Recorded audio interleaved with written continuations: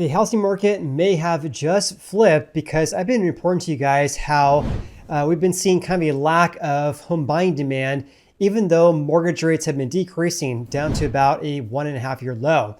We have not been seeing an uptick in sales due to that decrease in mortgage rates until potentially now, because based on a new report just announced today, which is on October 3rd, it's stating here that based on many factors, that tide may be actually changing. This is the latest news we have from Redfin, and of course I'll share my own analysis, other data, and share the sources of what they had to say regarding what's happening right now in the US housing market. We'll talk about home prices, home sales, housing inventory, the share of price drops, and much, much more. If you guys get any value out of today's video, then please hit the like button. Also, please consider subscribing as well. I post frequent housing market updates so you guys can be more informed about what's actually happening right now. So you guys can make a more informed decision about whether to buy or sell a house right now. So here's the title of this article. And I have, I'm probably going to email Dana. I've emailed her probably, I don't know, 5-6 times over the years due to some errors I find in the reports, which I'll share with you guys. It says September was a turning point for demand, home buying demand, with pending home sales, a measure of contracts being signed between buyers and sellers, buyers getting offers accepted, with pending home sales flat after 9 months of decreases and tours hitting the highest level since April this year. When look, I'm just kind of laughing because this is not the first time in 9 months in which pending home sales are flat from 1 year ago. In fact, there was one single week back in March, which I'll share with you guys here in a little bit, in which pending home sales were up compared to the previous year. So it's not 9 months, it's actually more like 6 months. In any case, pending home sales are flat from a year ago, marking the first time since March that they have not decreased. On a local level, sales are increasing in most major metros. Other demand indicators like home tours and mortgage rate locks are also improving as rates are dropping to the lowest level in about 2 years. So I'm looking at daily rates. I was going to share rates here in a little bit, but let's just kind of talk about it right now. So again, today is Thursday, October 3rd. Can't believe it's October here in Sacramento. It's going to be about 100 degrees over the next couple of days. It's absolutely insane. Highly unusual. Anyways, for the month, for today, the average 30-year fixed rate's at 6.26%. Can't talk. That's an increase of 1 basis point compared to yesterday. Jumbo loans at 6.4. FHA and VA loans is around 5.78 or 5.79%. These are not my rates, by the way. I am a licensed loan officer. If you guys want to reach out to me, I'll give you kind of like a rundown regarding rates I'm seeing today, because the rates we're seeing today are a little bit lower than what the Mortgage News Daily announces on their website. This is based on a survey looking at many lenders across the country. That's what this website's about. So looking at rates 1 year ago, again, right now we're at 6.26%. 1 year ago, we're at 7.72%. So rates have decreased by about 146 basis points or 1.46 percentage points over the past 12 months. So they talk about that here in a little bit because, you know, rates are much lower than they are 1 year ago, right? So a decrease of 1.46% means that buyers' purchasing power, in other words, they can afford a more expensive home, or the amount they could afford for a home, would increase by about that same amount, by about 15%. So when rates decrease from, 7.7 to 6.2%, then buyers' purchasing power increases by about 15%. Buyers can afford a 15% more expensive property. So even though that's a significant decrease, pending home sales are still flat. So the level of pending home sales 1 year ago, when rates are at 7.7%, and looking at the level today, when rates are around 6.2%, are more or less on par. So it's remarkable to see that pending home sales are flat for the first time in basically all year. But one would expect to see a sharper increase of contracts being signed given the giant decrease in rates. I'm guessing, especially based on my comments I get on my channel, that a lot of people are waiting for prices to fall, not rates. So please leave a comment below if you're with your thoughts regarding that. Do you agree with me? please leave me just drop a 1 in the comment section. And in contrast, if you guys think that decreasing rates will increase home buying demand, then just put a 2 for your comment in the comment section there. So based on my point I mentioned regarding the decrease in rates, but we're not seeing a significant increase of pending home sales, it says it's worth noting that we're comparing to a period last year when sales slumped as mortgage rates surged into the mid 7% range. Redfin also talks about some of the 50 most populous metros as well. So pending sales increased year over year in 27 of the 50 most populous US metros, the most since January this year. Looking at the report 1 week ago from Redfin, I was going to call Redfin, can't talk today. Pending home sales increased by in 23 metros. Now we have 27 have increased compared to 1 year ago. But pending sales are still well below pre-pandemic levels. Sales are still posting big decreases in Florida, with many home buyers have backed away due to largely climate disasters and rising insurance and HOA costs, which reminds me that I should make a Florida update. I'll have that for you guys in the next, let's just say a week.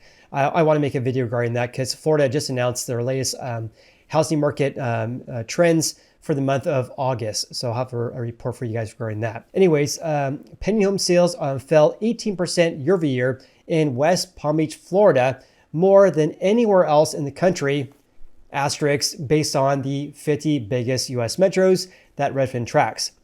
After that, we have a 16% drop in Fort Lauderdale, Florida, and Miami, Florida, also down by 16%.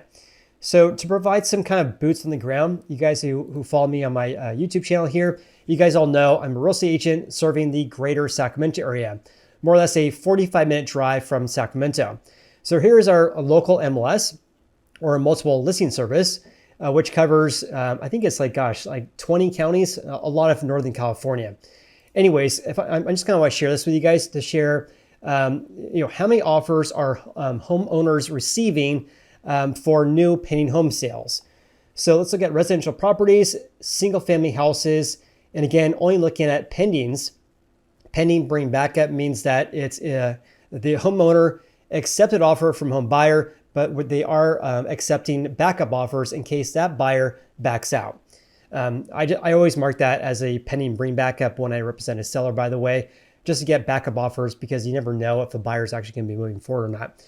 Anyways, looking at pending home sales from September 1st this year, and I'm basically only looking at Sacramento County as a whole. So all these metros within Sacramento County.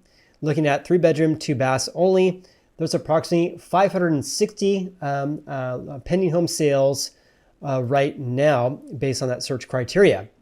Now, this is something that's probably unique for my multiple listing service because we have right here the number of offers received. And I can filter this by decreasing or increasing. So some of these properties had over 10 offers received. In fact, there's 1, 2, 3, 4, 5, 6 properties that had over 10 offers based on 560 pending home sales.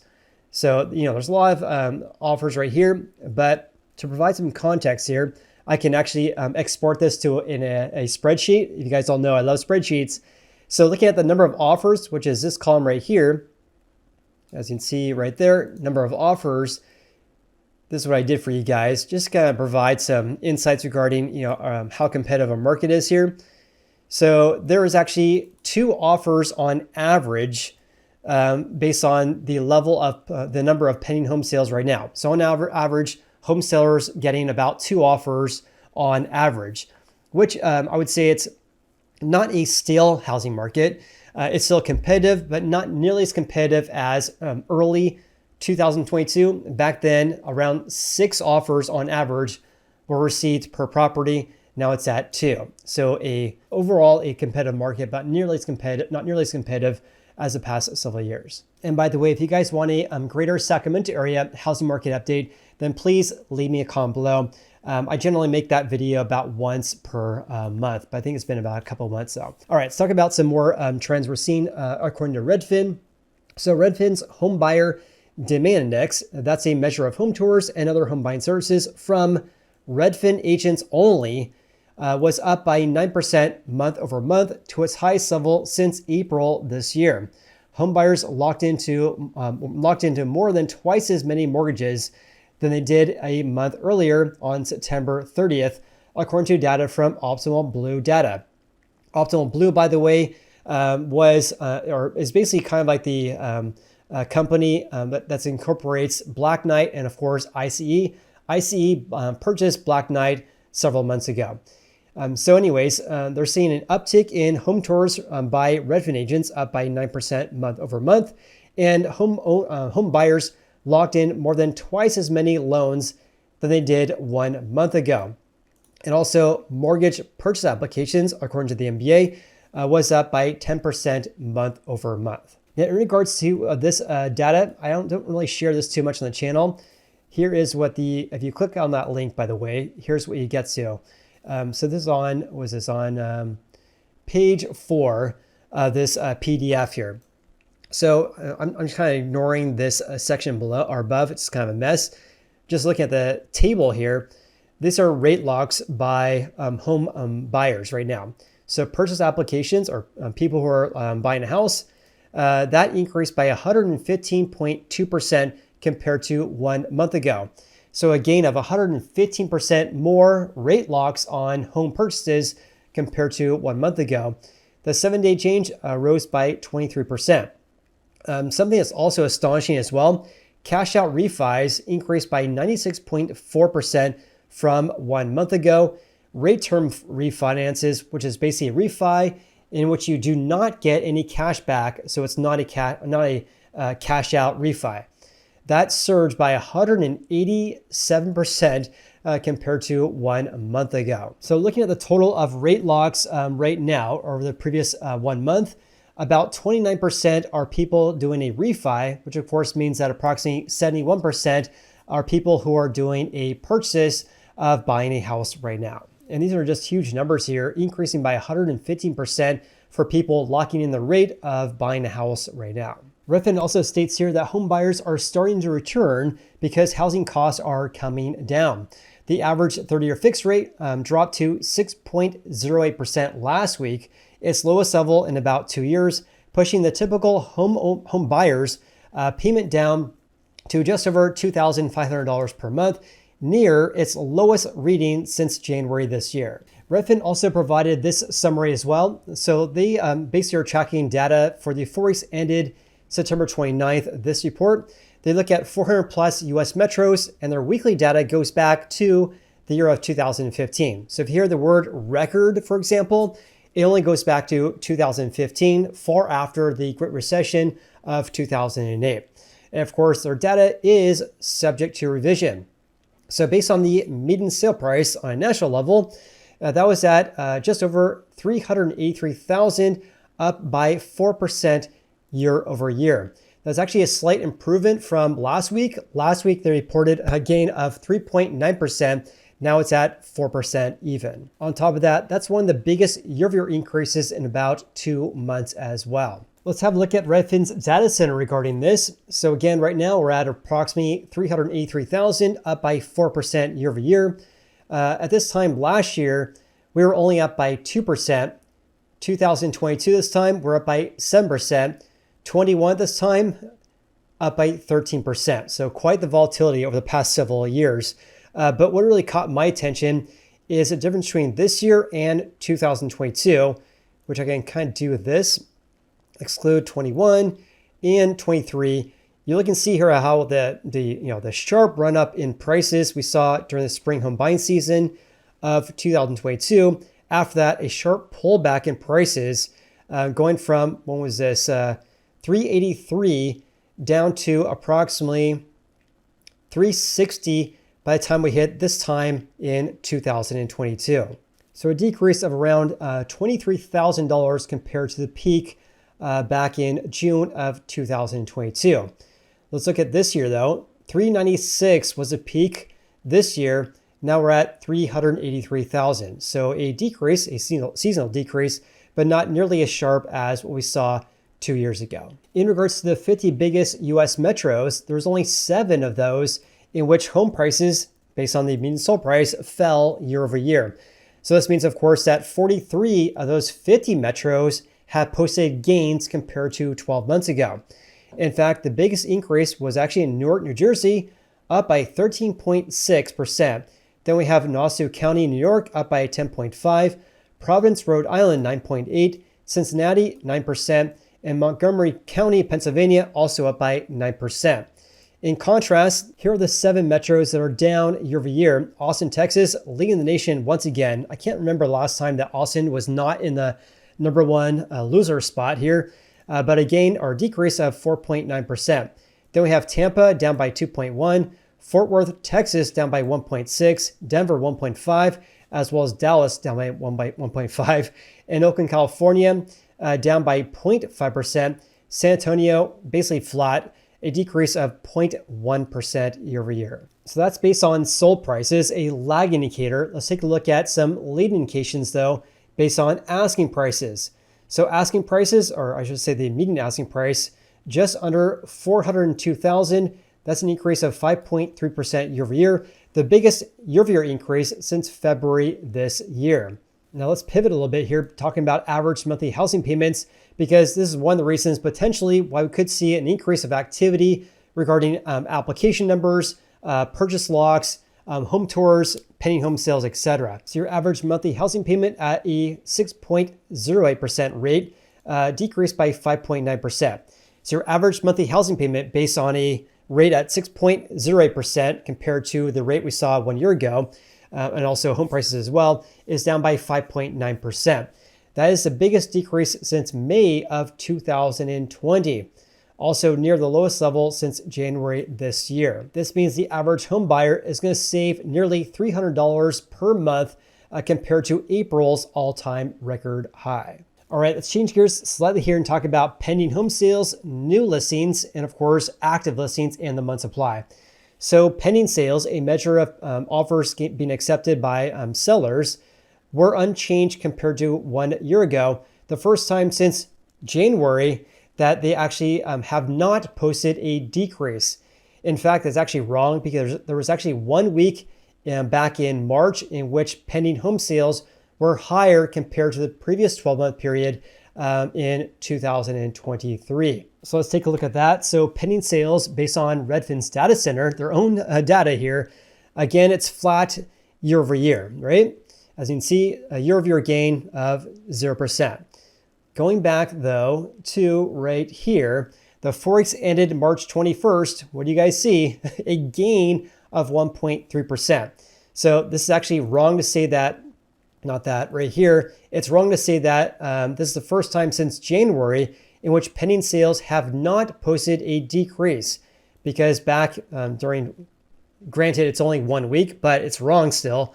For the 4 weeks ended March 21st, it actually increased by 1.3%. Before that, pending sales were down compared to the previous year from basically April up until we saw the previous week. And now we're flat year over year. This, by the way, is quite the improvement from 1 month ago, because 1 month ago, pending home sales were down by 6.6%. Now again, they're flat year over year. So that's on the demand side. Let's have a look at the supply side. New listings, or a measure of people listing their houses for sale, that rose by 4.3% year over year. However, though, look at the report 1 week ago. New listings rose by 7.6%. At that time, that was the biggest increase in about 3 months, a gain of 7.6%. Now it's a gain of only 4.3%. Of course, a decrease in mortgage rates and a fairly significant rise of the number of homes for sale has increased, or actually improved, home buying demand, but we're seeing just the opposite on the sales side. This week, it rose by 4.3%, a decrease, or a deceleration, let's just say, compared to the 7.6% gain we saw last week. Of course, every housing market's different, right? So let's look at new listings for the 50 most populous metros. So there's 13 metros in which new listings decreased compared to the previous year, which of course means that 37 of the 50 biggest cities posted gains. Those biggest increases: San Jose, California, up by 25.9%, Then we have Phoenix up by nearly 21%. New York, New Jersey, New York, up by 17.4. New Brunswick, New Jersey, up by 16.6. And Boston, up by nearly 16%. In contrast, the biggest decreases of new listings is San Antonio, Texas, down by 18.6. Atlanta, down by 17. Tampa, Florida, down by 16.6. Anaheim, down by 15.9. And Los Angeles, running out the top 5, a decrease of 8.4%. In regards to inventory levels, we're sitting at around 1 million houses for sale, according to Redfin here, up by 16.6% year over year. But that was the smallest year-over-year increase since April of this year. The month supply is at 4.2 months. That's an increase of 0.9 points year over year. And at 4.2 months, that's the highest level since February this year. Looking at Redfin's data center regarding housing inventory, that rose by 15.77%. But that's actually the smallest gain we've had year over year, going all the way back until the 4 weeks ended March 31st this year. And clearly, ever since really July this year, we have been seeing a seasonal decrease of active listings or housing inventory, which is kind of normal. Inventory levels kind of peak in the late summer months each and every year, more or less, except for 2023, where inventory levels were increasing through late November or mid-November, which is highly unusual for the housing market. In regards to the month supply, we're sitting at a 4.2 month supply right now. This is at least a 3-year high during the same time frame. So for example, during the craziness of 2021, which by the way, back in August of 21, we had near record low mortgage rates down to about 2.7% for a 30-year fix. So during late September that year, the month supply was around 2.2 months. Now it's at 4.2 months right now. Let's also take a look at how fast or how slow homes are selling right now. So on average, it's taken about 39 days to sell a house. This is when you list your home for sale until you accept an offer from home buyer, but days in the market is based on a closed home sale. Therefore, this is a lagging indicator of what our housing market was like approximately 1 to 2 months ago. But in any case, at 39 days, this is at least a 3-year high during the same time frame. So for example, 1 year ago this time, days in the market was approximately 31 days. Now it's about 8 days longer right now. So homes on average are selling about 1 week longer compared to the same time frame 12 months ago. A couple more slides I want to share with you guys. Here is the average sale price to final list price ratio. That's at 98.9% right now. This is at least a 3-year low during the same time frame though. But at 98.9% for all the houses that did sell over the previous 4 weeks, they sold for 1.1 percentage points less than the seller's final list price. Also, just to provide some context regarding 22 compared to this year, and I'm sharing 22 compared to this year. I know it's not sharing like apples to apples, but 22 was the most recent year in which home prices fell year over year. That was in, I think, late 22, the first time in about 13 years in which home prices, based on the median sale price on a national level, fell year over year. And just kind of looking at the craziness back in the spring home buying season, back then, homes were selling about 2 percentage points over asking. And by the time we hit late September that year, it fell to around 99%. So on average, homes selling 1% below asking, which is basically what, a 3 percentage point swing. Compare that to this year, the peak was basically in June, early July at 99%. Now we're at 98.9%. So a small decrease compared to the peak this year, compared to the sharp drop we saw in 2022 due to mortgage rates and inventory doubling in less than 12 months. But again, a friendly reminder, despite that, home prices overall for the year compared to the overall year in 2021 still increase. I'm just kind of scratching my head why people think that home prices will fall compared to 1 year ago when we had this craziness of 22. And even with the rates doubling and inventory doubling, home prices still rose by a small amount, albeit, but they still rose compared to 12 months ago. And with that said, if you guys want agent referral, please email me at jason@meetjasonwalter.com, or you can check out my website if you want to apply for a loan. I am a licensed loan officer here in California. Of course, I'm a realtor here with my team here in the greater Sacramento area. We would love to help you guys if you guys want to make a move here. With that said, thank you so much for watching today's video. Please like and subscribe, and we'll see you in the next video. Have an amazing day.